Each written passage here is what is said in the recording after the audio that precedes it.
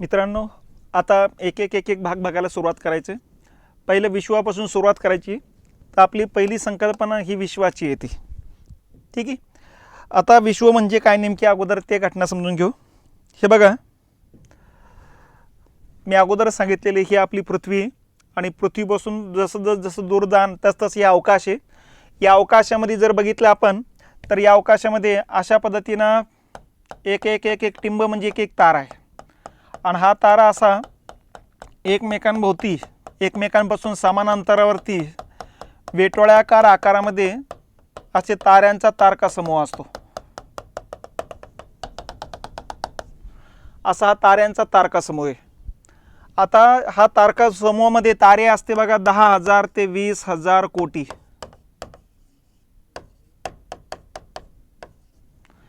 इतके तारे असतात. एक तारा त्याच्या भोवती आणखीन लाखो खगोल फिरत चालतात.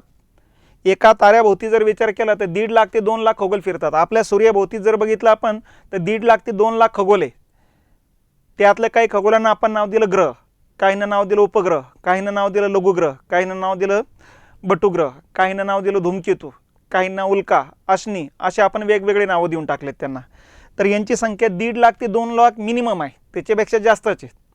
मग एका ताऱ्याभोवती जर 1.5 लाख ते 2 लाख खगोल असेल तर अशा ताऱ्यांची संख्या 10,000 ते 20,000 कोटी तारे एका तारका समूहामध्ये येतात. आणि हे जे तारे आहेत हे वेटोळ्याकार आकारामध्ये असतात. जशी स्प्रिंगची तार असते ना आपली, त्या पद्धतीनं हे एकमेकांभोवती फिरत असतात बघा. अशा पद्धतीनं सर्पिलाकार आकारामध्ये म्हणा किंवा वेटोळ्याकार आकारामध्ये म्हणा, असा हा ताऱ्यांचा तारका समूह असतो. यालाच दुसऱ्या भाषेत म्हणायचं तारका समूह किंवा दीर्घिका.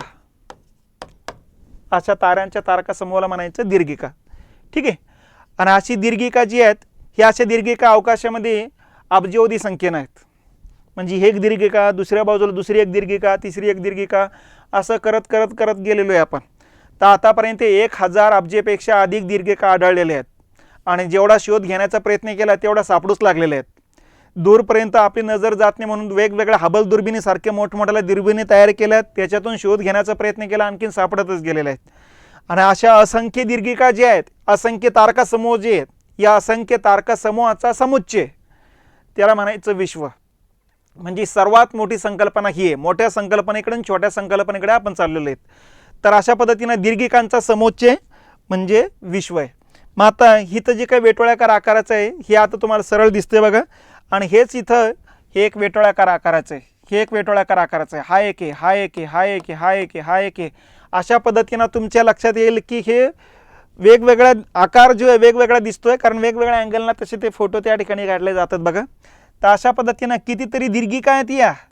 या दीर्घिकांची संख्या आपण मोजदाद करण्याच्या पलीकडची आहेत. तर काळ्या रंगाच्या अवकाशामध्ये असलेल्या ह्या वेटोळ्याकार आकाराचा ताऱ्यांचा तारका समूह, हा एक असा अब्जावधी तारका समूह आहे. या अब्जावधी तारका समूहाचा समुच्चय याला म्हणायचं विश्व. आले का लक्षात? या अशा पद्धतीनं हे वेटोळ्याकार आकाराचा हा ताऱ्यांचा तारका समूह आहे, याला म्हणायचं विश्व. तर एक असं समजू नका एक एक तारा येतो, तारा नाही, ते तारका समूह टोटल. हा एक तारका समूह, हा एक तारका समूह, हा एक तारका समूह. अशा पद्धतीनं बघा छोटे मोठे असे तारका समूह कितीतरी प्रचंड प्रमाणातले आहेत. ही इथलं तुम्हाला क्लिअर कट दिसत असेल. अशा पद्धतीनं काही काही क्लिअर कट दिसतात, काही काही खूपच दूर असल्यामुळं ते छोटे छोटे दिसत असतात बघा. तर अशा पद्धतीनं अवकाशातील वेटोळ्याकार आकाराच्या ताऱ्यांच्या तारका समूहाला म्हणायचं विश्व किंवा असंख्य दीर्घिकांचा तारका समूह म्हणजे विश्व आहे. एका दीर्घिकेमध्ये इथं एका दीर्घिकेचा विचार केला 10,000 ते 20,000 कोटी तारे असतात. आणि अशा पद्धतीनं या ठिकाणी हे कितीतरी संख्येनं नुसते तारका समूहचे म्हणजे विश्वामध्ये तारे किती, तर मग अगणित, असंख्य, मोजदाद करण्याच्या पलीकडचे. तर अशा पद्धतीनं असंख्य ताऱ्यांचा तारका समूह त्याला म्हणायचं विश्व. मग या पद्धतीनं ही विश्वाची संकल्पना येत असते. मग आता मूळ मुद्दा हा आहे की नेमकी विश्व कधी निर्माण झालं, कसं निर्माण झालं. आणि या पाठीमागं मग शास्त्रज्ञांनी वेगवेगळ्या पद्धतीनं शोध घ्यायला सुरुवात केली. आणि वेगवेगळ्या पद्धतीनं शोध घेताना मग या ठिकाणी काही चित्र त्यांनी परिकल्पना समोर मांडल्या, हायपोथिसिस म्हणून आपण त्यांना. त्या पाठीमागं काहीतरी तथ्य शोधण्याचा प्रयत्न केला. हे तथ्य आपल्या समोर मांडलेले आणि या आधार सांगितलं की या पद्धतीने विश्व निर्माण झालं असले पाहिजेत. मग ह्या तथ्यांनाच आपण सिद्धांत म्हणायचो, थिअरी म्हणायचो. लक्षात मग या थिअरीज कुठल्या कुठल्या आहेत की प्रत्येकाने काय काय डोकं त्या पाठीमागे लावलेले आहेत की निर्मिती कशी झाली असली पाहिजेत. मग यामध्ये पहिली थिअरी येते बघा विश्व उत्पत्तीबाबत या ठिकाणी स्थिरावस्था सिद्धांत, ज्याला स्टेडी स्टेट थिअरी असंही म्हटलं जातं असतं. हा सिद्धांत 19व्या शतकामध्ये या ठिकाणी मांडले गेलेले आहेत बघा. आणि 19वे शतकभर या थिअरीनंच या ठिकाणी आपलं विश्व व्यापून टाकलं होतं. ही थिअरी हर्मन ब्रॉन्डी, थॉमस गोड आणि फ्रेड हॉयल या 3 ब्रिटिश शास्त्रज्ञांनी मांडलेली आहे. आणि या तिन्ही ब्रिटिश शास्त्रज्ञांनी काय सांगितलेले की विश्वाची उत्पत्ती झाल्यापासून आजतागायत विश्व जसं तसंच आहे, याच्यामध्ये वाढही होत नाही घटही होत नाही. फक्त हायड्रोजन वायू निर्माण होतो आणि त्याच्यापासून तारे निर्माण होतात. याच्या व्यतिरिक्त काहीही निर्माण होत नाही आणि काहीही घटत नाही. तर अशा प्रकारची थिअरी सुरुवातीला मांडली गेली होती. ही थिअरी मग जवळपास सगळ्या जणांना वाटलं जसं आहे तसंच आहे. परंतु नंतर हळूहळू दिसायला लागलं तर एका ताऱ्यापासून दुसरे अनेक तारे तयार होऊ लागले. एका दीर्घिकेपासून असंख्य दीर्घिका तयार होऊ लागल्यात आणि विश्वाचा जेवढा आकार आहे त्याचाही प्रसारण होत चाललेलं आहे. आणि मग नंतर लक्षात आलं की ह्या थिअरीमध्ये कुठेतरी काहीतरी कमतरता राहिलेली आहे. आणि मग हीच कमतरता शोधून 20व्या शतकामध्ये 1920च्या कालखंडामध्ये या ठिकाणी नवीन थिअरी मांडली गेली, महाविस्फोट सिद्धांत. 1920ला मांडली गेलेली थिअरी होती. ही थिअरी मांडली गेलेली आहे अलेक्झांडर फ्राइडमॅन आणि अबे जॉर्ज लॅमेत्रे या 2 अमेरिकन शास्त्रज्ञांनी ही थिअरी मांडलेली आहे. आता या थिअरीमध्ये त्यांनी काय सांगितलं होतं ते लक्षात घ्या. यांनी काय सांगितलं होतं की आजपासून या ठिकाणी जवळपास 13 ते 13.5 अब्ज वर्षापूर्वी या ठिकाणी जर मागे गेलो आपण, एक्झॅक्टली त्यांनी सांगितलं 13.50 म्हणजे 13.5 अब्ज वर्षापूर्वी, आजपासून 13.5 अब्ज वर्षापूर्वी विश्वाची उत्पत्ती झालेली आहे. आणि विश्वाची उत्पत्ती कशी झाली तर 13.5 अब्ज वर्षापूर्वी असे दीर्घिका नव्हत्या, तारका समूह नव्हते, काहीच नव्हतं हे. ठीक आहे, निर्वात पोकळी होती. आणि या निर्वात पोकळीमध्ये आपण जर बघितलं जिकडे तिकडे काही नव्हते, तारे नव्हते, ग्रह नव्हते, लघुग्रह नव्हते, उपग्रह नव्हते, बटुग्रह नव्हते, काय म्हणजे काहीच नव्हते, फक्त निर्वात पोकळी होती. आणि या निर्वात पोकळीच्या केंद्रस्थानी बिंदूच्या स्वरूपात किंवा अणूच्या स्वरूपात 3 या ठिकाणी घनपदार्थ होते. अणूच्या स्वरूपात 3 घनपदार्थ होते. ठीक आहे, याच्या व्यतिरिक्त काहीच नव्हतं. आणि याच्या व्यतिरिक्त फक्त एकच वायू तयार होत होता, हायड्रोजन. आणि हायड्रोजन वाढतच चालला होता. ठीक आहे, बाकीचं काही निर्माण होत नसल्याचं अगोदरच्या थिअरीमध्ये सुद्धा सांगितलं, यांनी पण सांगितलं बाकीचं काही निर्माण होत नाही म्हणून. फक्त हायड्रोजन वायू निर्माण होतो. तो कसा निर्माण होतो त्याबद्दलचं स्पष्टीकरण काही झालेलं नाही. परंतु हायड्रोजन वायू वातावरणामध्ये फक्त निर्माण होतो, याच्या व्यतिरिक्त काहीही निर्माण होत नाही. म्हणून सगळ्या गोष्टीमध्ये बघा, तुमच्यामध्ये माझ्यामध्ये सजीव असू द्या निर्जीव असू द्या, प्रत्येक वस्तूमध्ये तुम्हाला हायड्रोजन दिसेल. ठीक आहे, कारण तो मूळ स्रोत आपला तोच आहे. आणि अशा पद्धतीनं या ठिकाणी जर बघितलं आपण तर हायड्रोजनचे जे काही कण आहेत हे वातावरणामध्ये वाढत गेलेत. ठीक आहे, हायड्रोजन वाढत गेले. हायड्रोजन विस्फोटक असतं, हेही लक्षात घेतलं पाहिजे. ताऱ्यावरती जी ऊर्जा निर्माण होते ते 2 हायड्रोजनचे कण एकत्र येतात आणि त्याच्यापासून या ठिकाणी हेलियमचा कण तयार होतो. आणि जास्तीचं वायुरूप वस्तुमान जे आहे त्याचं रूपांतर एनर्जीत होतं असतं बघा. या पद्धतीलाच म्हणायचं केंद्रिकीय सम्मिलन पद्धत. ठीक आहे, आणि या केंद्रिकीय सम्मेलन पद्धत म्हणा किंवा न्यूक्लिअर फ्युजन मेथड म्हणतो आपण, या न्यूक्लिअर फ्युजन मेथडना ऊर्जा निर्माण होत असते. तर ताऱ्यावरती ऊर्जा निर्मितीची प्रोसेस ही असते. 2 हायड्रोजनचे कण एकत्र येतात, हिलियम तयार होतो. हायड्रोजनचं जेवढं वस्तुमान आहे त्यापैकी हिलियम तयार होण्याकरता 90% वस्तुमान वापरलं जातं. उरलेलं 10% वस्तुमानाचं रूपांतर एनर्जीत होतं असतं. त्या एनर्जीला सौर ऊर्जा म्हणतो आपण. तर अशा पद्धतीनं ऊर्जा निर्मितीची ही प्रोसेस असते. हायड्रोजन वायू सुरुवातीला निर्माण होतोय, पण 2 हायड्रोजन एकत्र येत नाही, कारण 2 हायड्रोजनना एकत्र आणण्याकरता एनर्जी लागते आणि एनर्जीचं अस्तित्वात नाही. आणि म्हणून मग बऱ्याच वेळेस आपल्या समस्या ह्या होत्या की अगोदर 2 हायड्रोजन एकत्र आले की एनर्जी अगोदर अस्तित्वात आली. एनर्जी अस्तित्वात आली म्हणा तर 2 हायड्रोजन एकत्र आल्याशिवाय एनर्जी अस्तित्वात येत नाही. मग 2 हायड्रोजन अगोदर एकत्रित आले म्हणा तर 2 हायड्रोजन एकत्र आणण्याकरता एनर्जी लागते. आणि म्हणून मग ज्या पद्धतीनं अंडा आधी की कोंबडी आधी असा आपला समोरचा जो प्रश्न असतो तोच प्रश्न या ठिकाणी सुद्धा. जसं आपण म्हणतो कोंबडी आधी आहे, तर मग कोंबडी तर अंड्यातूनच येते, मग अंडा आधी, पण अंड कोंबडीतूनच येते. ज्या पद्धतीनं आपल्या ह्या समस्या आहेत त्याच पद्धतीनं विश्वामध्ये 2 हायड्रोजन अगोदर एकत्र आले की अगोदर एनर्जी अस्तित्वात आली. एनर्जी आली म्हणा तर 2 हायड्रोजन एकत्र आल्याशिवाय एनर्जी तयार होत नाही. आणि एनर्जी निर्माण झाली म्हणा तर 2 हायड्रोजन एकत्र आल्याशिवाय एनर्जी तयार होत नाही. मग सुरुवातीला ह्या समस्या होत्या. मग शास्त्रज्ञांनी या समस्येकडे दुर्लक्ष केलं आणि तिसरा मार्ग शोधण्याचा प्रयत्न केला. मग त्यांनी काय सांगितलं, अलेक्झांडर फ्राइडमॅन आणि अबे जॉर्ज लॅमेत्रीनं विश्वाच्या सुरुवातीच्या टप्प्यामध्ये या ठिकाणी जर बघितलं तर घनस्वरूपातले अणूच्या रूपानं घनस्वरूपातले हे स्थिर बिंदू असले पाहिजेत. म्हणून या स्थिर बिंदूवरून या ठिकाणी स्थिरावस्था सिद्धांत कदाचित तयार झाला असला पाहिजेत. आणि बाकीकडं फक्त हायड्रोजन वायूचे कण निर्माण होत चालले होते. हायड्रोजन वायू वाढत चालला होता. मग हायड्रोजन वायू वाढत चालला असला पाहिजेत आणि तारा निर्माण होण्याकरता दोन हायड्रोजन एकत्र आणण्याकरता एनर्जी निर्माण होण्यासाठीची स्थिती निर्माण व्हायला लागली होती. मग अशा पद्धतीने हायड्रोजन वायू वाढत गेला आणि नंतर मग झालं काय की इथं हे जे काही अणूच्या स्वरूपात जे काही घनभाग आहेत हे घनभाग एकमेकांकडे आकर्षिले गेलेत आणि एकमेकांकडे आकर्षित गेल्यानंतर एकमेकांकडे प्रवास करू लागले आणि दोन कण एकमेकांवरती जाऊन आदळले असले पाहिजेत. दोन कण एकमेकांवरती आदळले गेल्यानंतर सूक्ष्म स्वरूपामध्ये दोन कणाच्या घर्षणामुळे एनर्जी निर्माण झाली असले पाहिजे. ज्या पद्धतीनं दोन दगड आपण जर असं घासलेत तर गोल छेडला जातो, त्याच पद्धतीने हे दोन कण ज्यावेळेस अवकाशामध्ये एकमेकांना धडकलेत त्याच वेळेस लक्षात आलं पाहिजेत की अग्नी तयार झाला असल्या पाहिजेत आणि या अग्नीतून मग थिलंगीच लागत होते. त्या थिलंगीतून पूर्ण प्रचंड विस्फोट झाला, कारण हायड्रोजन तर तयारच होता. म्हणजे एखादी रूम असेल त्या रूममध्ये तुम्ही 2-3 गॅसचे सिलेंडर जे LPGचे सिलेंडर मोकळे करून टाका, पूर्ण गॅस पसरू द्या आणि एक आगकाडीची पेटी टाकली की प्रचंड विस्फोट होऊन जाईल. तशा प्रकारचा विस्फोट या ठिकाणी विश्वाच्या केंद्रस्थानी झालेला आहे.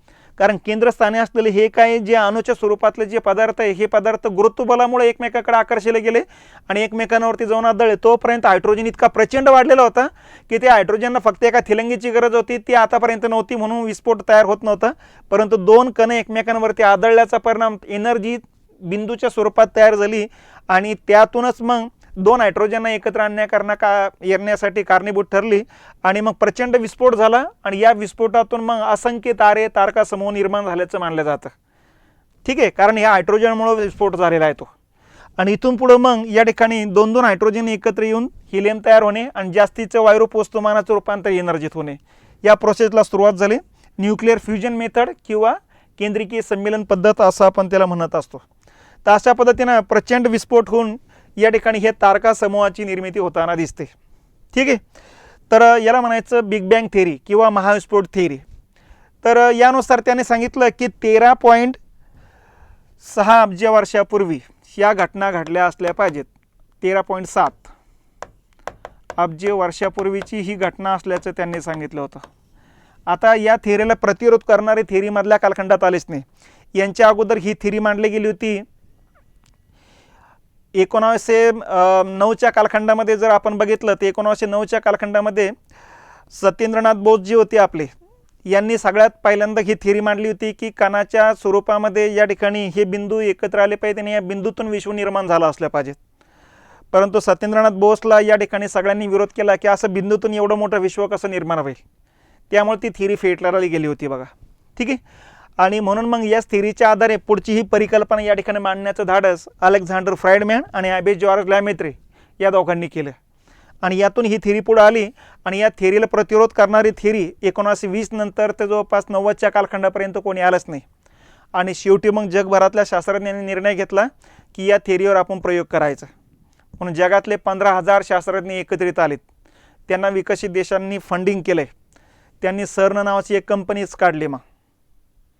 आणि त्याच्यानंतर युरोप खंडामध्ये आल्प्स पर्वतरांगा जे आहेत, इटाली, फ्रान्स, स्वित्झर्लंड या देशातून जातात. त्या या आल्प्स पर्वतरांगाच्या पायथ्यालगत स्वित्झर्लंड आणि फ्रान्सच्या बॉर्डरवरती 1 किलोमीटरचा बोगदा खोदला आणि या बोगद्यामध्ये 2 न्यूट्रॉनच्या कणाचा एकमेकांवरती मारा करणारा प्रयोग केला.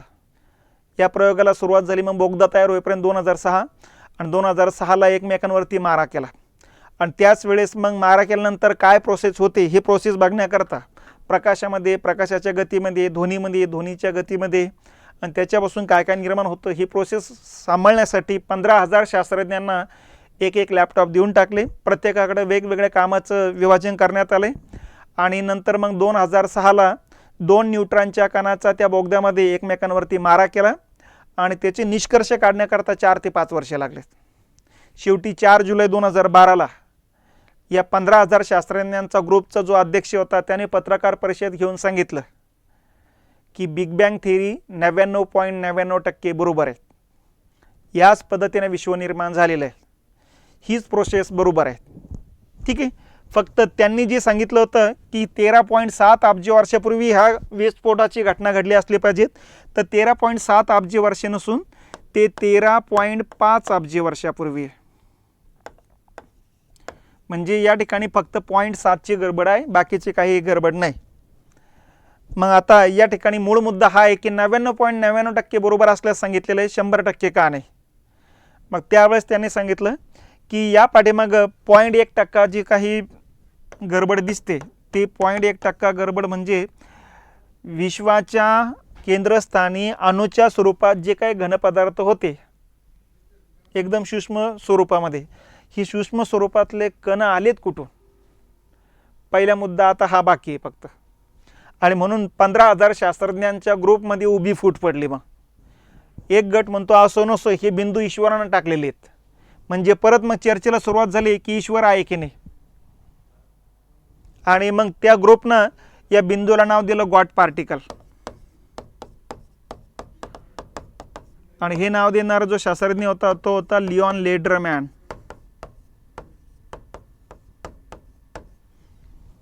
तर हा विचार मांडणारा इथं शास्त्रज्ञ या ठिकाणी लक्षात घेतलं पाहिजेत. आणि दुसऱ्या बाजूला दुसरा एक ग्रुप म्हणायचा आहे की आपण इतक्या लवकर ईश्वर मानून शोध बंद करू नका. ईश्वर मानणं म्हणजे शोध बंद करण्याचा प्रकार होईल. याऐवजी आतापर्यंत विश्व याच पद्धतीने निर्माण झालं आपल्याला काही कल्पना नव्हती.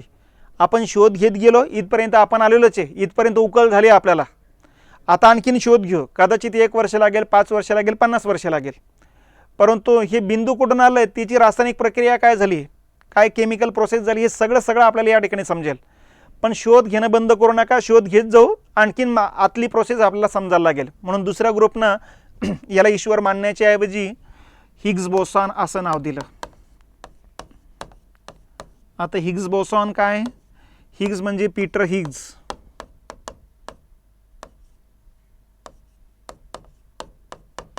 आणि बोसॉन म्हणजे सत्येंद्रनाथ बोस.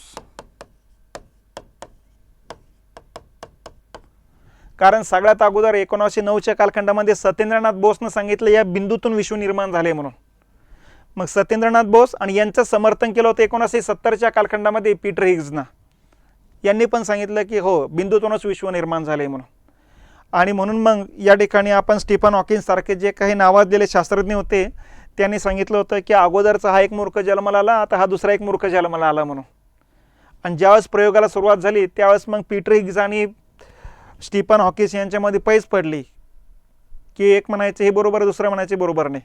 आणि ज्यावेळेस निष्कर्ष आले तर त्यावेळेस लक्षात आलं की सत्येंद्रनाथ बोस आणि पीटर हिग्स दोघंच बरोबर होते. सगळ्या जगाने त्यांना मूर्खात काढलं होतं, ओरिजिनल ते दोघंच बरोबर होते.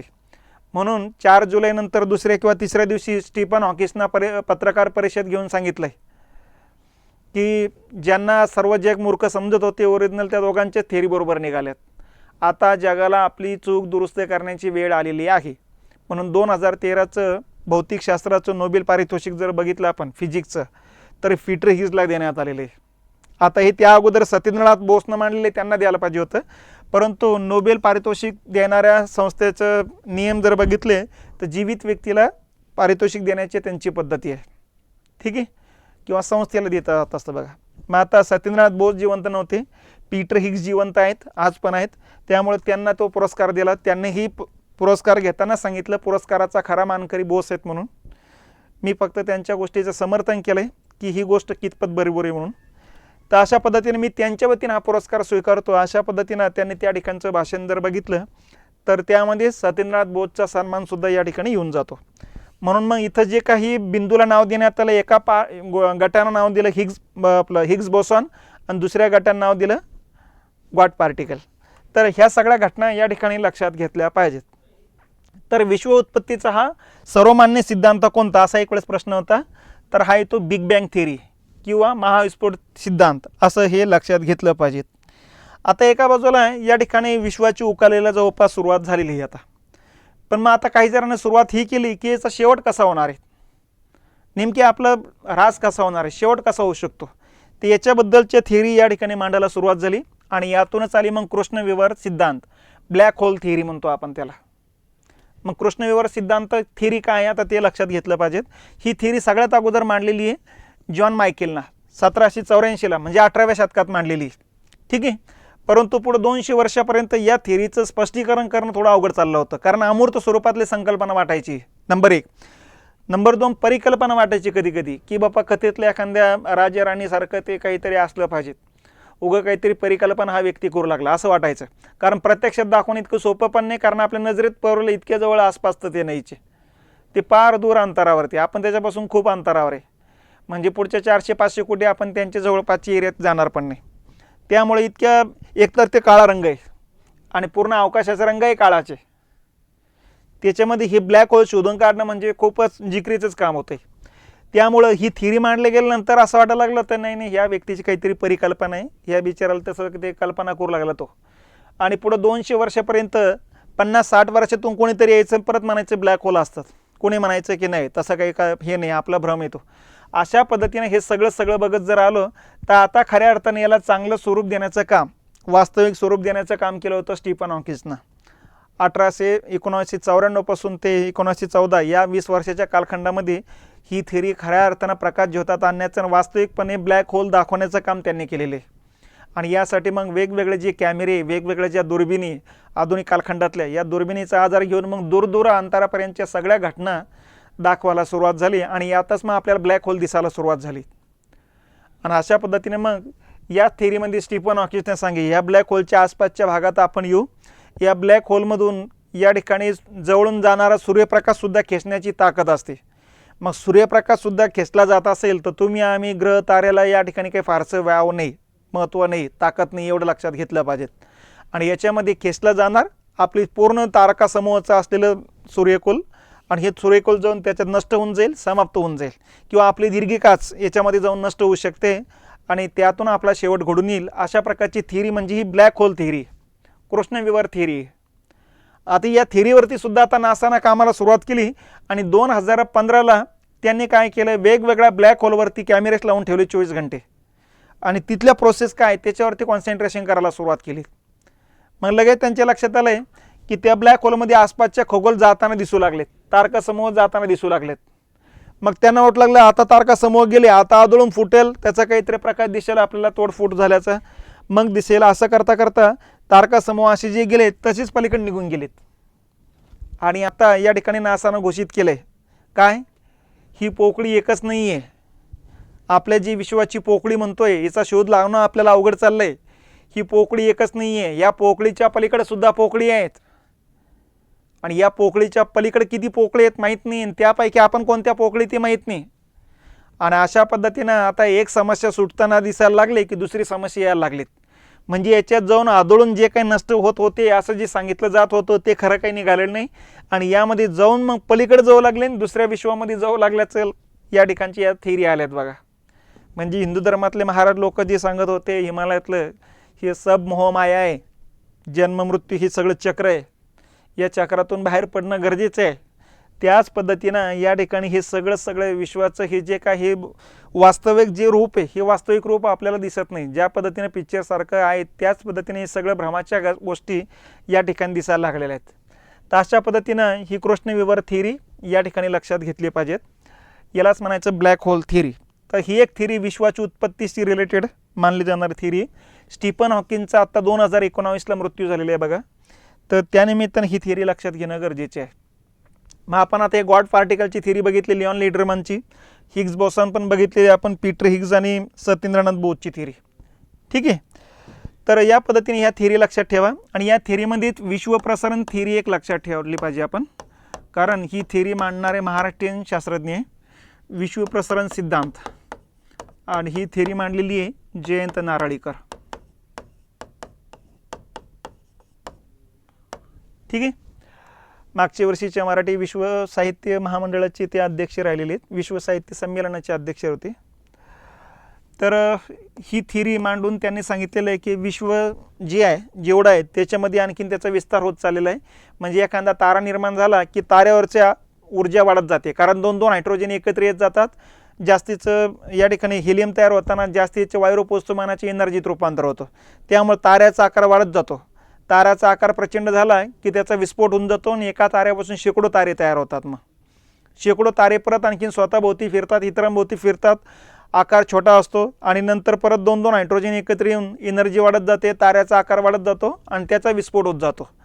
तर एका ताऱ्यापासून शेकडो हजारो तारे, हजारो ताऱ्यापासून लाखो तारे, लाखो ताऱ्यापासून कोट्यवधी तारे, अशा पद्धतीनं तारका समूह प्रसरण पावत असल्याची थिअरी त्यांनी मांडलेली.